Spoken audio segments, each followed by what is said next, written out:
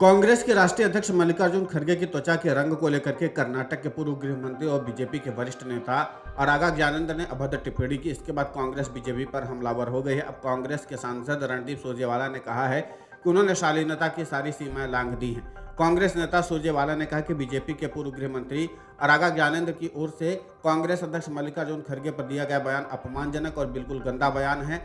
शालीनता की सभी सीमाओं को पार कर दिया गया है। वो कह रहे हैं कि खड़गे साहब की चमड़ी जल गई है। उन्होंने आगे कहा कि यह न सिर्फ देश के हर वरिष्ठ और सार्वजनिक जीवन को समर्पित अनुभवी व्यक्ति का अपमान है, इस देश के हर SC, ST, OBC और अल्पसंख्यक का, इस देश के किसानों, खेत मजदूरों का भी अपमान है। Janata Party and its leaders in Karnataka and nationally have lost their mental and political balance both. They are now resorting to abuse in order to take out their frustration for having been decisively rejected by the people of Karnataka. The derogatory, the absolutely filthy and dirty statement made by former Home Minister of BJP, Arag Janindra, today on the Congress President Shri Mallikarjun Khadge has crossed all limits of decency.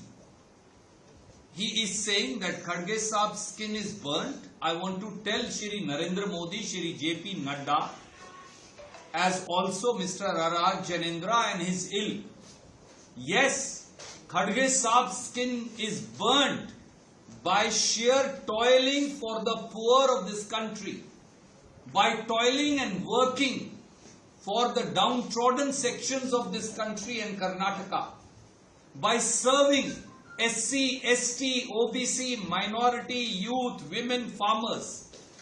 You are mocking the hard work and public life and dedication of the senior most leader in India in public life with 60 years of experience in public life. That's who Shri Mallikarjun Khadge is.